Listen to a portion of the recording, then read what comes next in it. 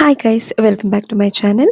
ಇದು ಇವತ್ತಿನ Tuesday vlog. ಸ್ವಲ್ಪ ಬೇಗ ಎದ್ದಿದ್ದೆ, ಕೆಲಸ ಎಲ್ಲ ಬೇಗ ಬೇಗ ಮುಗಿಸ್ಕೊಳ್ಳೋಣ ಅಂತ. ನಮ್ಮ ಹಸ್ಬೆಂಡ್ ಇನ್ನೂ ಮಲಗಿದ್ರು. ನಮ್ಮ ಕುಂದನ್ ರೂಮಿಂದ ಎದ್ಬಿಟ್ಟು ಇಲ್ಲಿಗೆ ಹಾಲಿಗೆ ಬಂದು ಮಲಗಿದ್ದ. ಅವನಿಗೆ ಸ್ವಲ್ಪ ನಿದ್ದೆ ಜಾಸ್ತಿ, ರಾತ್ರಿ ಏನೇನೋ ಮಾತಾಡ್ಕೊಂಡು ಲೇಟಾಗಿ ಮಲ್ಕೊಳ್ತಾನೆ. ಆಮೇಲೆ ಬೆಳಗ್ಗೆ ಎದ್ದೇಳು ಅಂದಾಗ ಎದ್ದೇಳಪ್ಪ ಅಂತ ಅಂದಾಗ ಅಮ್ಮ ನಿದ್ದೆ ಇನ್ನೊಂದು 2 ಮಿನಿಟ್ಸ್ ಅಮ್ಮ, ಇನ್ನೊಂದು 5 ಮಿನಿಟ್ಸು ಅಂದ್ಬಿಟ್ಟು ಹಾಗೆ ಮಲ್ಕೊಳ್ತಾನೆ. ಮತ್ತೆ ಇಲ್ಲಿಗೆ ಬಂದು ಮಲಗಿದ್ದ. ಅವನನ್ನು ಎದ್ದೇಳಿಸಿ ಮತ್ತೆ ಅವನಿಗೆ ಬ್ರಷ್ ಮಾಡಿಸಿ ಅವ್ನ ಸ್ಕೂಲ್ಗೆ ರೆಡಿ ಮಾಡಿಸ್ದೆ. ಸ್ಕೂಲ್ ಬೇಗ ಸ್ವಲ್ಪ ಬೇಗ ಹೋಗಬೇಕು ಇವನ್ ಸ್ಕೂಲ್ಗೆ. ಸೊ ಬೇಗ ಬೇಗ ಇವನಿಗೆ ತಿಂಡಿ ತಿನ್ನಿಸ್ಬಿಟ್ಟು ರೆಡಿ ಮಾಡಬೇಕು. ಇವತ್ತು ದೋಸೆ ಮಾಡಿದ್ದೆ. ಆಲ್ಮೋಸ್ಟ್ ಮಟನ್ ಸಾಂಬಾರ್ ಇತ್ತು, ಸಂಡೇ ಮಾಡಿದ್ದು. ಮಟನ್ ಸಾಂಬಾರ್ ದೋಸೆ ಕಾಂಬಿನೇಷನ್ ಚೆನ್ನಾಗಿರುತ್ತೆ ಅಂದ್ಬಿಟ್ಟು ನಾನೇನು ಮತ್ತೆ ಪಲ್ಯ ಮಾಡೋಕ್ಕೆ ಹೋಗ್ಲಿಲ್ಲ. ನಾನೀಗ ಆಲೂಗೆಡ್ಡೆ ಪಲ್ಯ ಎಲ್ಲ ನನಗೆ ಅಷ್ಟೊಂದು ಇಷ್ಟ ಆಗಲ್ಲ. ನಂಗೆ ಸಾಂಬಾರಲ್ಲೇ ದೋಸೆ ಇಷ್ಟ ಆಗುತ್ತೆ. ಸೊ ಮಟನ್ ಸಾಂಬಾರಲ್ಲಿ ಸ್ವಲ್ಪ ಇತ್ತಲ್ಲ ಆಗುತ್ತೆ ಅಂದ್ಬಿಟ್ಟು ನಾನೇನು ಪಲ್ಯ ಮಾಡೋಕ್ಕೆ ಹೋಗಲಿಲ್ಲ. ಅದೇ ಆಯಿತು. ನಮ್ಮ ಹಸ್ಬೆಂಡ್ ಮಕ್ಕಳಿಗೆ ಅಂತಲೇ ಒಂದು ಸಪ್ರೇಟ್ ಟೂತ್ ಪೇಸ್ಟ್ ಬರುತ್ತಲ್ಲ, ಅದು ತಂದಿದ್ರು. ಅದು ಆಲ್ಮೋಸ್ಟ್ ಅರೌಂಡ್ 250 300 ಏನೋ ಇರುತ್ತೆ, ಸ್ವಲ್ಪ ರೇಟ್ ಜಾಸ್ತಿ. ಅದನ್ನು ಯೂಸ್ ಮಾಡ್ತಿದ್ದೆ. ಅದರಲ್ಲಿ ಅಷ್ಟೊಂದು ನೊರೆ ಬರಲ್ಲ, ಬಟ್ ಚೆನ್ನಾಗಿ ಕ್ಲೀನ್ ಆಗುತ್ತೆ ಹಲ್ಲೆಲ್ಲ. ಓಕೆ, ಚೆನ್ನಾಗಿದೆ. ಬಟ್ ಅಷ್ಟು ಕೆಮಿಕಲ್ಸ್ ಇರಲ್ಲ, ಆರ್ಟಿಫಿಷಿಯಲ್ ಕೆಮಿಕಲ್ಸ್ ಇರಲ್ಲ ಅಂತ ಅದರಲ್ಲೆಲ್ಲ ಇತ್ತು. ಅದು ಮಕ್ಕಳಿಗೆ ಅಂತಲೇ ಸಪ್ರೇಟ್ ಮಾಡಿರೋದು. ಓಕೆ, ಅಲ್ಲೆಲ್ಲ ತುಂಬ ಚೆನ್ನಾಗಿ ಕ್ಲೀನ್ ಆಗುತ್ತೆ. ಆಮೇಲೆ ಅವನಿಗೆ ಅವ್ನು ಯಾವಾಗಲೂ ಅಷ್ಟೇ, ಬೇರೆದೇನಾದರೂ ನಾನು ಮಿಸ್ ಆಗಿಬಿಟ್ಟು ಬೇರೆ ಟೂತ್ ಪೇಸ್ಟ್ ಹಾಕ್ಬಿಟ್ರೆ, ಅಮ್ಮ ಇದು ನಂದಲ್ಲ ನಂದಲ್ಲ ನಂದಲ್ಲಿ ಪಪ್ಪ ತಂದಿದೆ ಅಂದ್ಬಿಟ್ಟು ಅವನು ಅದನ್ನೇ ಯೂಸ್ ಮಾಡಬೇಕು. ಅವನಿಗೆ ದೋಸೆ ಮಾಡೋದು ಎಲ್ರಿಗೂ ನಿಮಗೆ ಯೂಶಲಿ ಗೊತ್ತೇ ಇದೆ, ಎಷ್ಟು ಮೆಜರ್ಮೆಂಟ್ ಅಂತ ನಿಮ್ಗೆಲ್ರಿಗೂ ಗೊತ್ತು. ನಾನು ಯೂಶಲಿ ಹೇಗೆ ಮಾಡ್ತೀನಿ ಅಂದರೆ, ಒಂದು 3 ಗ್ಲಾಸ್ ಅಕ್ಕಿ ಹಾಕ್ತೀನಿ. ಯಾವುದೇ ಗ್ಲಾಸ್ ಆಗಿರ್ಬೋದು. ನಮಗೆ ನಾವು ಕಾಫಿ ಟೀ ಲೋಟ ಕುಡಿತೀವಲ್ವ, ಒಂದು ಗ್ಲಾಸ್, ಆ ಚಿಕ್ಕ ಗ್ಲಾಸ್ ನಾನು ಯೂಸ್ ಮಾಡೋದು. ಅದರಲ್ಲಿ 3 ಗ್ಲಾಸ್ ಅಕ್ಕಿ ಹಾಕ್ತೀನಿ. ಅದೇ ಕಪ್ಪಲ್ಲಿ 1 ಗ್ಲಾಸ್ ಉದ್ದಿನ ಬೇಳೆ ಅಥವಾ ಉದ್ದಿನ ಕಾಳು ಮತ್ತು 1 ಗ್ಲಾಸ್ ಅವಲಕ್ಕಿ, ಒಂದು ಸ್ಪೂನ್ ಮೆಂತ್ಯ ಕಾಳು ಹಾಕ್ತೀನಿ. ಇಷ್ಟೇ ಹಾಕೋದು. ಒಂದು 8 to 10 ಅವರ್ಸ್ ನೆನೆ ಹಾಕಬೇಕು ನೀರಲ್ಲಿ. ಚೆನ್ನಾಗಿ ಫಸ್ಟ್ ಸಪ್ರೇಟಾಗಿ ಎಲ್ಲದನ್ನೂ ವಾಶ್ ಮಾಡ್ಕೊತೀನಿ. ಸಪ್ರೇಟಾಗಿ ವಾಶ್ ಮಾಡ್ಕೊಬಿಟ್ಟು ಒಂದು 8 to 10 ಅವರ್ಸ್ ನೆನೆಸ್ತೀನಿ ಚೆನ್ನಾಗಿ. ಆಮೇಲೆ ಚೆನ್ನಾಗಿ ಗ್ರೈಂಡ್ ಮಾಡಿಬಿಟ್ಟು ಒಂದು ಬೆಳಗ್ಗೆ ನೀವೊಂದು 10 ಗಂಟೆ, ನಾನು ಆಲ್ಮೋಸ್ಟ್ ಒಂದು 10 ಗಂಟೆಗೆ ನೆನೆ ಹಾಕ್ತೀನಿ. ಸಂಜೆ ಒಂದು 6:30 7 ಗಂಟೆಗೆ ಗ್ರೈಂಡ್ ಮಾಡಿಬಿಟ್ಟು ಇಟ್ಬಿಡ್ತೀನಿ. ಒಂದು 6:30 7 ಗಂಟೆಗೆ. ಬೆಳಗ್ಗೆ ಒಂದು 7 ಗಂಟೆ ಹೊತ್ತಿಗೆ ಚೆನ್ನಾಗಿ ದೋಸೆ ಎಲ್ಲ ಚೆನ್ನಾಗಿ ಉಬ್ಬಿರುತ್ತೆ, ತುಂಬ ಚೆನ್ನಾಗಿ ಬಂದಿರುತ್ತೆ. ನಾನು ಯಾವಾಗಲೂ ಇದೇ ಮೆಥಡ್ ಯೂಸ್ ಮಾಡೋದು. ಒಂದೊಂದು ಸಲ ದೋಸೆ ಚೆನ್ನಾಗಿ ಬರಲಿಲ್ಲ ಅಂತ ಎಲ್ಲ ಕೆಲವರು ಹೇಳ್ತಿರ್ತಾರೆ, ದೋಸೆ ಇಡ್ಲಿ ಎಲ್ಲ ಸಾಫ್ಟ್ ಆಗಲಿಲ್ಲ ಅಂತ. ಆ್ಯಕ್ಚುಲಿ ಮೆಷರ್ಮೆಂಟ್ ಕರೆಕ್ಟಾಗಿರಬೇಕು ಆ್ಯಂಡ್ ನಾವು ಕರೆಕ್ಟ್ ಟೈಮ್ಗೆ ನೆನೆ ಹಾಕಬೇಕು ಆ್ಯಂಡ್ ಕರೆಕ್ಟ್ ಟೈಮ್ಗೆ ರುಬ್ಬಬೇಕು. ಕೆಲವ್ರು ಸರಿಯಾಗಿ ನೆನೆಸಿರಲ್ಲ, ಇಲ್ಲ ಏನು ಮಾಡ್ತಾರೆ, ಲೇಟಾಗಿ ರುಬ್ಬಿರ್ತಾರೆ. ಸೊ ಈ ರೀತಿ ವೇರಿಯೇಷನ್ ಆದಾಗ ದೋಸೆ ಹಿಟ್ಟು ಉದುಕ್ ಬರಲ್ಲ, ಚೆನ್ನಾಗಿ ಬರಲ್ಲ. ಸೊ ಕರೆಕ್ಟಾಗಿ ಇದೇ ಮೆಷರ್ಮೆಂಟಲ್ಲಿ ಮಾಡಿ ತುಂಬಾ ಚೆನ್ನಾಗಿ ಬರುತ್ತೆ. ನಾನೊಂದು 10 ಗಂಟೆಗೆ ನೆನೆ ಹಾಕ್ಬಿಟ್ಟು ಸಂಜೆ ಒಂದು 7 ಗಂಟೆ, ಒಂದು 6:30ಗೆ ಅಥವಾ ಒಂದೊಂದು ಸಲ 8 ಗಂಟೆನೂ ಆಗುತ್ತೆ, ಗ್ರೈಂಡ್ ಮಾಡಿಬಿಟ್ಟಿಟ್ರೆ ಬೆಳಗ್ಗೆ ಹೊತ್ತು ತುಂಬಾ ಚೆನ್ನಾಗಿ ಉಬ್ಬಿರುತ್ತೆ. ದೋಸೆ ತುಂಬ ಚೆನ್ನಾಗಿ ಬರುತ್ತೆ. ನೀವು ಒಂದ್ಸಲ ಟ್ರೈ ಮಾಡಿ. ನಾನು ಕುಂದನ್ಗೆ ಆಲ್ಮೋಸ್ಟ್ ಎಣ್ಣೆ ಹಾಕಲ್ಲ, ಬೆಣ್ಣೆ ಹಾಕ್ಬಿಟ್ಟು ದೋಸೆ ಹಾಕ್ತೀನಿ, ತುಂಬ ಚೆನ್ನಾಗಿ ಬರುತ್ತೆ. ನಮ್ಮ ಕುಂದನ್ಗೆ ಒಂದು 2 ಪುಟಾಣಿ ದೋಸೆ ಹಾಕ್ಕೊಟ್ಟೆ. ಒಂದು 2 ದೋಸೆ ಮಟನ್ ಸಾಂಬಾರ್ ಜೊತೆ ತಿನ್ನಿಸ್ದೆ. ದೋಸೆ ಆಲ್ಮೋಸ್ಟ್ ಸಾಫ್ಟ್ ಇರುತ್ತಲ್ಲ, ಬೇಗ ಬೇಗ ತಿಂದ್ಬಿಡ್ತಾನೆ. ಒಂದೆರಡು 2 ದೋಸೆ ತಿಂದೋದ. ಒಂದು 8-10 ತಿನ್ಸೋಕೆ ಸ್ಟಾರ್ಟ್ ಮಾಡಿದೆ. ಒಂದು 8:30 ಒಳಗಡೆ 2 ದೋಸೆ ಫಿನಿಶ್ ಮಾಡ್ದೆ. ಅಷ್ಟರೊಳಗಡೆ ನಾನು ಅವನಿಗೆ ಹಾಗೆ ತಿನ್ನಿಸ್ತಾ ಇನ್ನೊಂದು ದೋಸೆ ಹಾಕ್ಕೊಟ್ಟೆ ಆ್ಯಂಡ್ ಮತ್ತೆ ಇನ್ನೆರಡು ದೋಸೆ ಅವನಿಗೆ ಟಿಫನ್ ಬಾಕ್ಸ್ಗೆ ರೆಡಿ ಮಾಡಿದೆ. ಅವನಿಗೆ ಒಂದು 10-10:30ಗೆಲ್ಲ ಸ್ನ್ಯಾಕ್ಸ್ ಟೈಮಿಂಗ್ಸ್ ಇರುತ್ತೆ. ಆ ಟೈಮಲ್ಲಿ ಅವ್ನು ಸ್ವಲ್ಪ ತಿಂದ್ಬಿಡ್ತಾನೆ. ಅವನಿಗೆ ಸ್ವಲ್ಪ ಬೆಣ್ಣೆ ಹಾಕ್ಬಿಟ್ಟು ಮಿಕ್ಸ್ ಮಾಡಿಬಿಟ್ಟು ರೋಲ್ ಮಾಡಿಕೊಟ್ಬಿಡ್ತೀನಿ. ರೋಲ್ ಮಾಡಿದರೆ ಅವನಿಗೆ ತುಂಬ ಈಸಿ ತಿನ್ನೋದಕ್ಕೆ, ಹಾಗೆ ಕಚ್ಕೊಂಡು ತಿಂದ್ಬಿಡ್ತಾನೆ. ರೋಲ್ ಮಾಡಲಿಲ್ಲ ಅಂದರೆ ಅದನ್ನು ಮತ್ತೆ ಮುರ್ಕೊಂಡು ತಿನ್ನಲ್ಲ ಅವನು ಬೇಗ.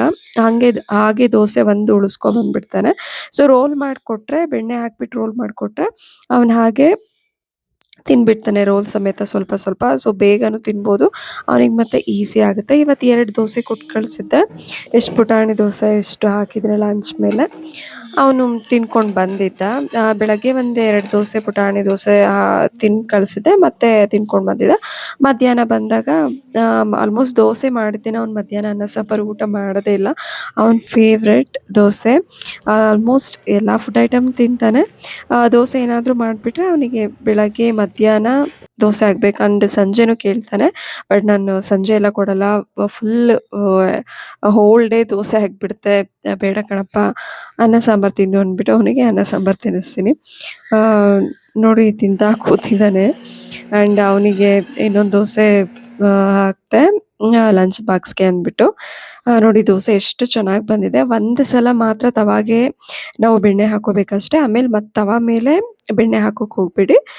ಮೇಲ್ಗಡೆ ಆ ದೋಸೆ ಮೇಲ್ಗಡೆ ಹಾಕಿದರೆ ಆಯಿತು. ಈ ರೀತಿ ಬರುತ್ತೆ. ಅವನಿಗೆ ತಿನ್ಸಾಯ್ತು. ಬಾ ರೆಡಿ ಮಾಡ್ತೀನಿ ಅಂದರೆ, ಅಮ್ಮ ಯಾಕೆ ಟಿ ವಿ ಆಫ್ ಮಾಡಿದೆ. ಟಿ ವಿ ನೋಡಿಕೊಂಡೇ ಕೂತಿದ್ದ.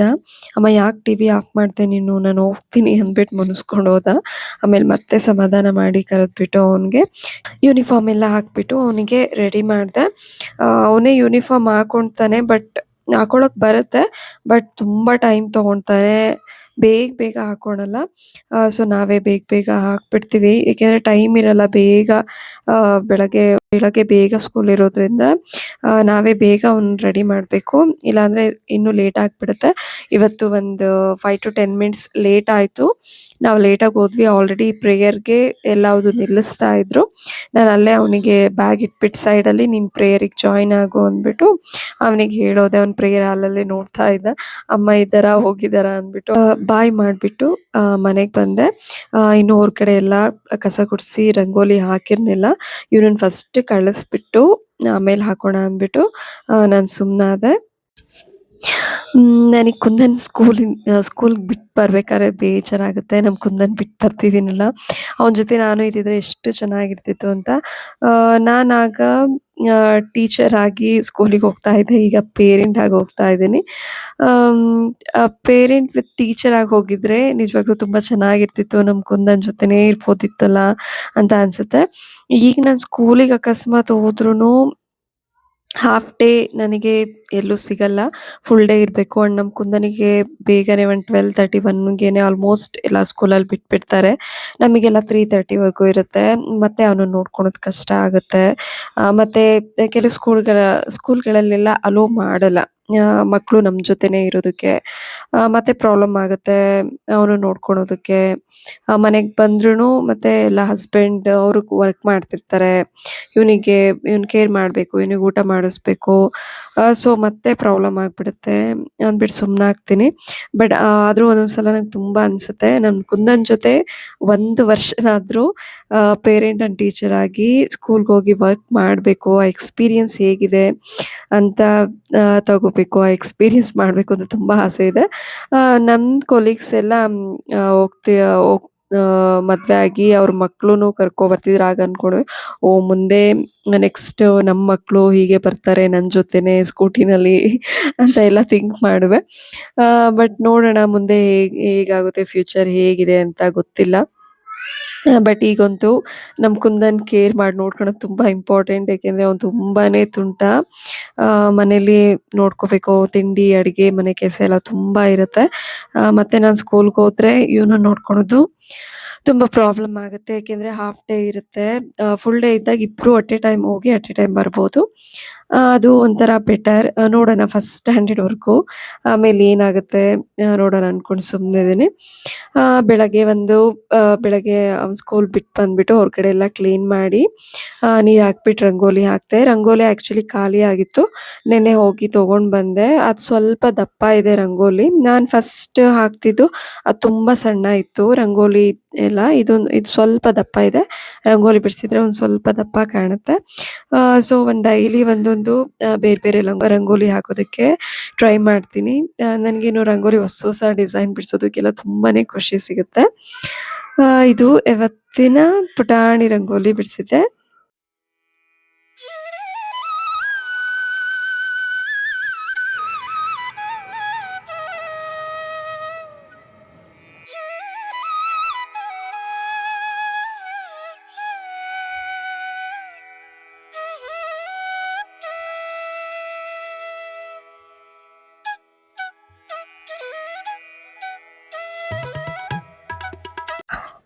ಎಲ್ಲ ಕೆಲಸ ಮುಗೀತು. ನಾನು ದೋಸೆ ತಿನ್ನೋಣ ಅಂದ್ಬಿಟ್ಟು ಅಲ್ಲೇ ಅಡ್ಗೆ ಮನೆಯಲ್ಲೇ ಕುತ್ಕೊಂಡು ತಿಂದ್ಬಿಡ್ತೀನಿ.